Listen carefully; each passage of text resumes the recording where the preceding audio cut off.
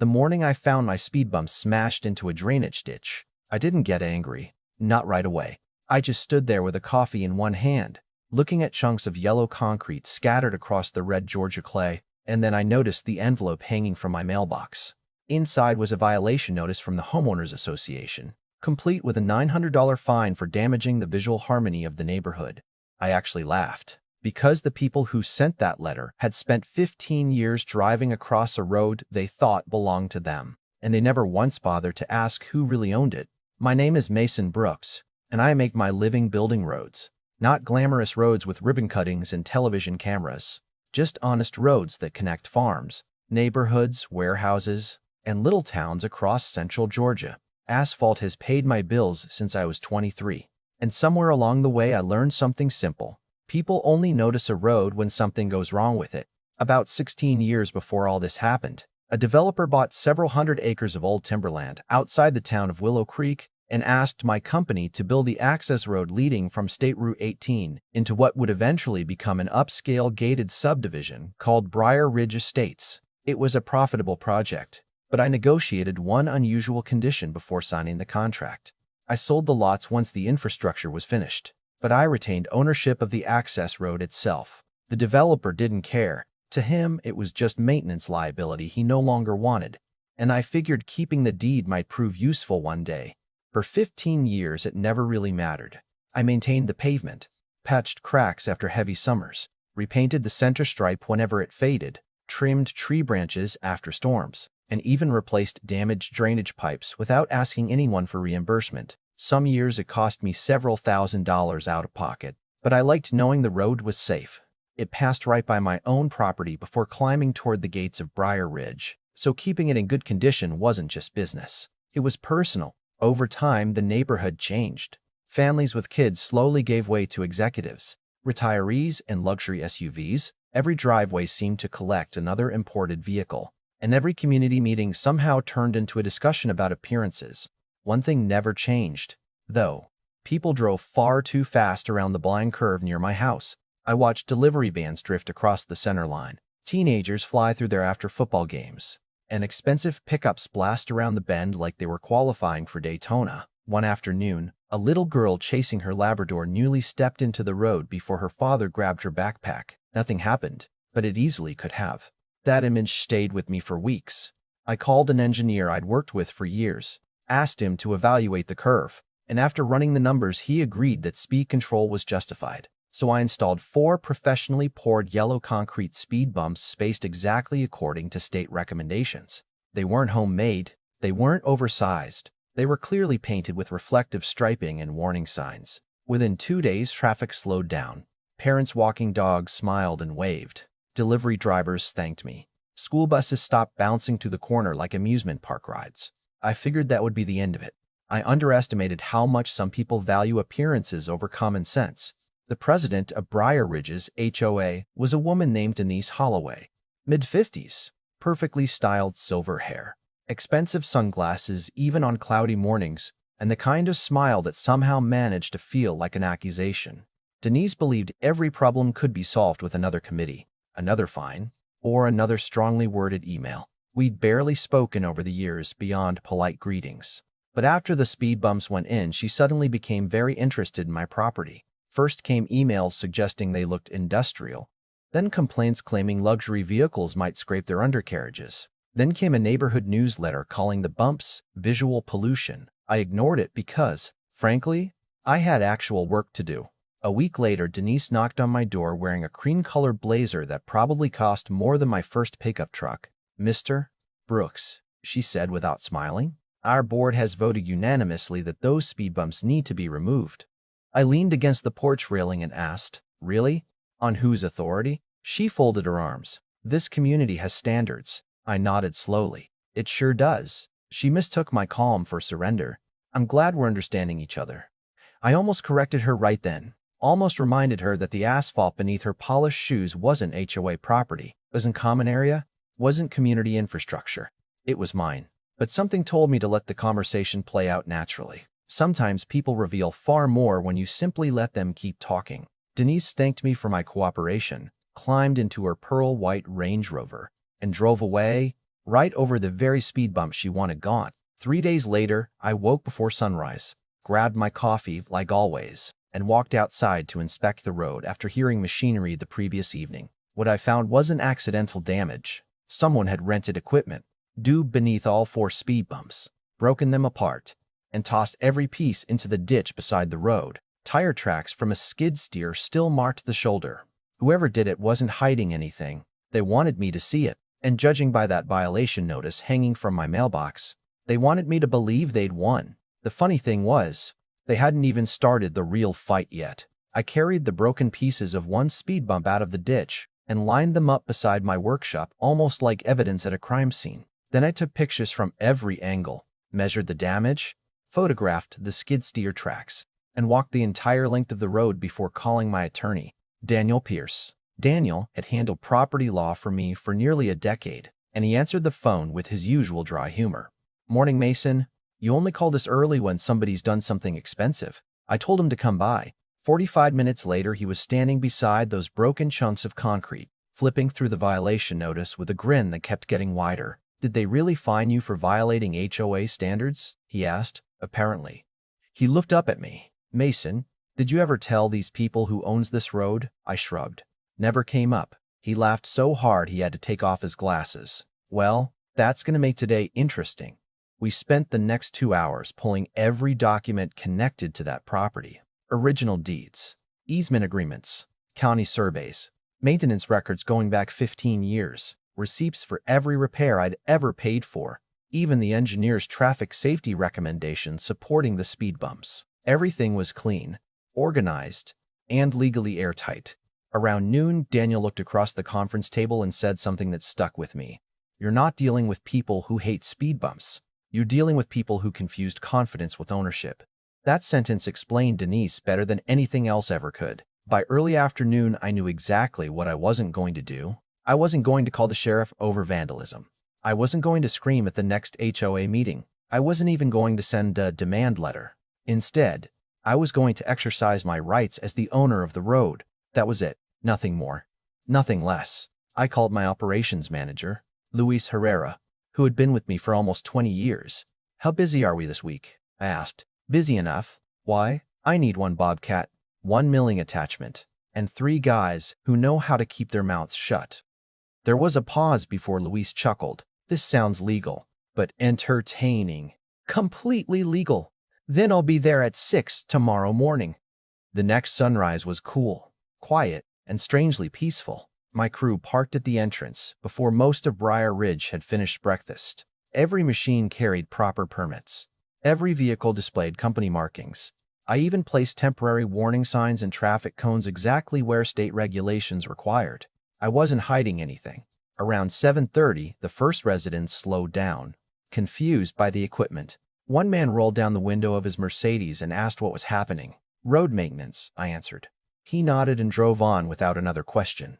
30 minutes later, Denise arrived in that same white Range Rover. She stepped out already irritated. "What exactly do you think you're doing?" she demanded. I smiled politely.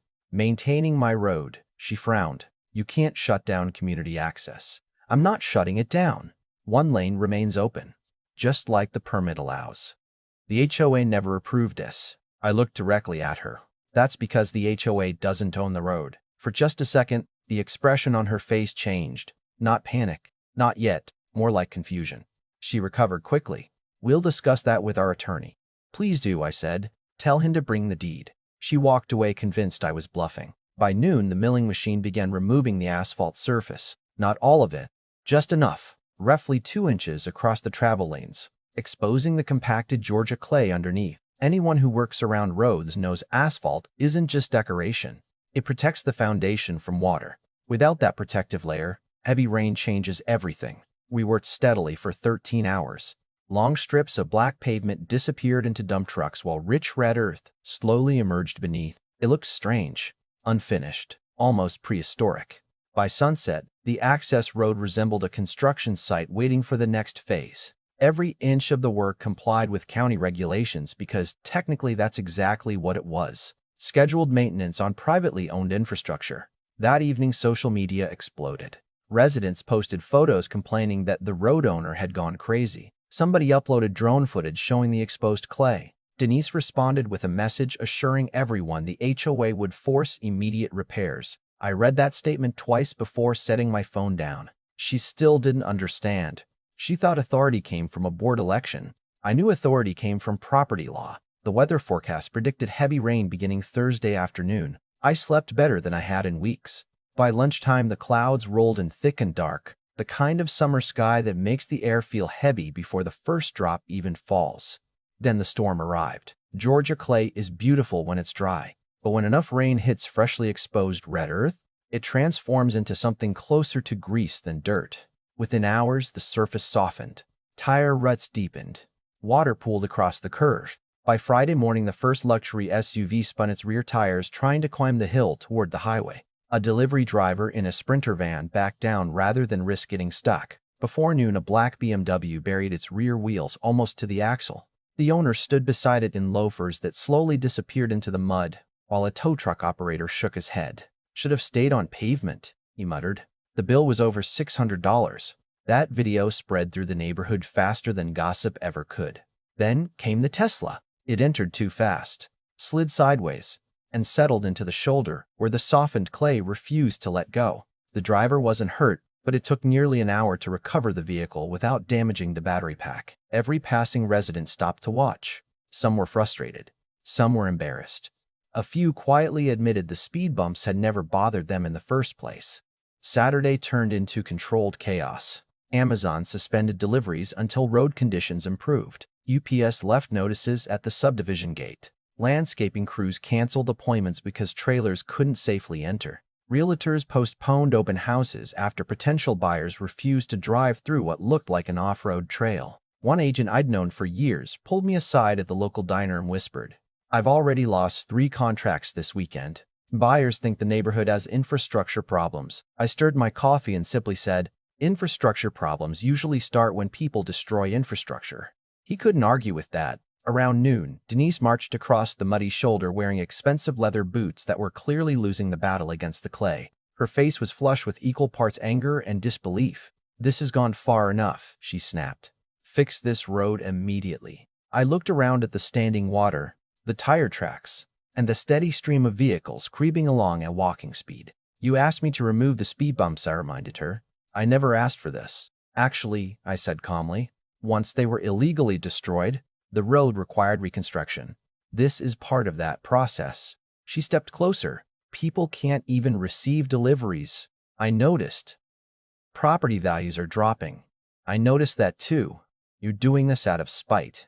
I shook my head. "No, Denise. I'm rebuilding my property after someone vandalized it." She stared at me, searching for the argument that would finally corner me. But there wasn't one. Every permit was valid. Every receipt existed. Every photograph documented what had happened before I touched a single inch of asphalt. Finally, she said the words I'd been expecting since the beginning. "What will it take to fix this?" I reached into the passenger seat of my truck and handed her a neatly organized folder. Inside was a professional proposal prepared by my office. $164,000 for complete reconstruction using upgraded materials, reinforced base stabilization, fresh striping, drainage improvements, and a 10-year maintenance agreement that guaranteed the road would remain in better condition than it had ever been. Denise flipped through the pages in disbelief. "This is outrageous." "No," I replied quietly. "This is what 15 years of maintenance actually costs when the owner stops donating his labor." She slammed the folder shut. "The board will never approve this." I leaned against my tailgate, took another sip of coffee, and said the one sentence that changed everything. "Then the mud stays." A long silence settled between us as rainwater slowly dripped from the brim of my hat. Cars continued crawling through the clay behind her, splashing mud onto polished doors that had always reflected nothing but perfection. I could almost see the realization beginning to form in her mind. For the first time since this whole mess began, Denise Holloway wasn't negotiating from a position of power anymore. She was negotiating with the man who owned the only road home. The HOA board didn't sign that proposal the same day, or even the next one. Pride has a funny way of making people spend far more money than common sense ever would. Denise left with my folder tucked under her arm, like she couldn't wait to tear it apart in front of the rest of the board. And for almost a week, I heard nothing except the steady chorus of spinning tires and frustrated engines outside my front porch. Every morning, I'd pour a cup of coffee, sit on the tailgate of my old Ford, and watch another parade of luxury vehicles creep through the red clay at 10 miles an hour. It wasn't satisfying because people were struggling, honestly.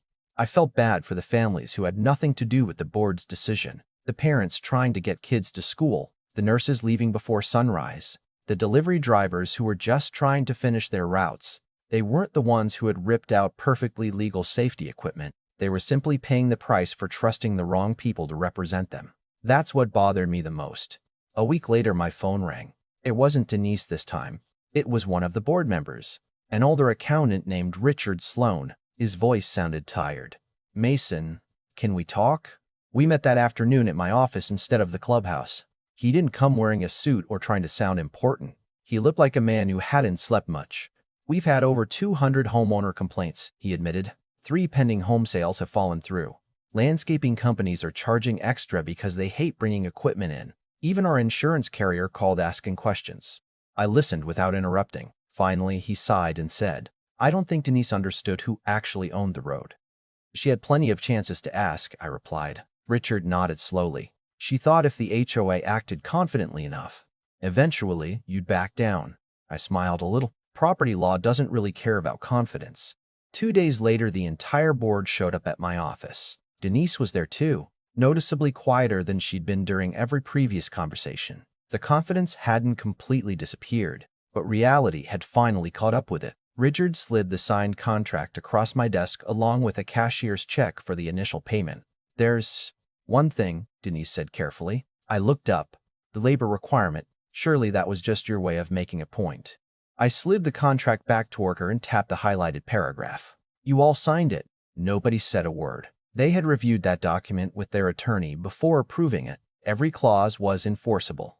Every condition had been accepted voluntarily. Saturday morning arrived hotter than anyone wanted. The air temperature pushed 90 degrees before lunch, and by 7 o'clock 4 dump trucks rolled onto the property carrying nearly 40 tons of fresh hot asphalt. My regular paving crew handled the heavy equipment because that required certified operators, but everything else, spreading, raking, edging, smoothing, checking joints, cleaning seams, that belonged to the HOA board, exactly as the agreement required. Watching them step out of borrowed work boots and reflective vests was almost surreal. Denise, who had once complained that speed bumps looked unattractive, was now standing ankle-deep beside steaming asphalt, holding a loot rake with both hands. Richard tried to make a joke after the first hour. "I suddenly have a lot more respect for road crews." Luis laughed and handed him another shovel. "You'll have even more by lunchtime." 11 hours is a long day when you're sitting in an air-conditioned office. It's an eternity when you're standing over fresh asphalt under the Georgia sun, sweat soaked through expensive shirts, gloves wore thin. More than once I inspected a section and quietly said, "That seam isn't level. Let's do it again." Nobody argued. Nobody threatened lawsuits. Nobody mentioned HOA rules. They simply scraped it back, spread another layer, and rolled it properly because now they understood something they had ignored for years. Good infrastructure isn't magic. It exists because somebody works unbelievably hard to build and maintain it. By early evening, the road looked better than it ever had before. Fresh black pavement stretched from the highway to the subdivision gates like a ribbon. Clean edges, crisp stripping, proper drainage, everything exactly the way I'd originally wanted. The homeowners who gathered nearby actually applauded when the equipment finished rolling out. Several walked over to thank my crew. A few quietly apologized for believing everything they'd been told. Denise approached me as the last roller shut down. Her face was exhausted, streaked with dust and sweat, and for the first time since we'd met, she sounded completely sincere. I should have asked before assuming. I nodded. That would have saved everyone a lot of trouble. She hesitated before adding, "Are we finally done?" I looked down the length of the brand new pavement, smiled to myself, and opened the back of my truck. Louis already knew what was coming. He started laughing before anyone else saw the pallet. 6 brand new professionally molded speed bumps, each one slightly taller than the originals, all meeting current engineering recommendations, complete with reflective markings and fresh warning signs. Denise closed her eyes for a second. "You're kidding." "Not even a little. We installed every single one before sunset. They were legal. They were safer than the originals. And thanks to the agreement the board had signed, the HOA acknowledged my authority to implement future traffic calming measures whenever engineering or safety required them. Nobody could vote them away. Nobody could remove them. Nobody even tried. Almost a year has passed since all of that happened. Kids ride bicycles to that curb again. Delivery trucks arrive without flying around the corner. Nobody races past my house anymore because 6 bright yellow reminders encourage a little patience. As for Denise, she resigned from the HOA board a few months later. We actually spoke once after everything settled down. She admitted the biggest mistake wasn't tearing out the speed bumps. It was believing ownership could be replaced by opinion. I think about that conversation more often than I expected. These days, whenever people ask me if the whole ordeal was worth it, I tell them it was never really about asphalt, mud, or speed bumps. It was about respect. Respect for property. Respect for the law. Respect for the people who quietly maintain the things everyone else takes for granted. Sometimes the strongest response isn't yelling louder than the other person. It's calmly reminding them where the boundary lines have always been. Now I'd love to hear what you think. If you had been in my position, would you have rebuilt the road immediately, or would you have handled it the same way I did? And do you think the HOA board deserved that lesson, or did I take things too far? Let me know down in the comments because I'm genuinely curious where you draw the line between standing up for your rights and getting even. If you enjoyed this story, don't forget to like, subscribe, and share it with someone who appreciates a little well-earned karma. Until next time, thanks for listening.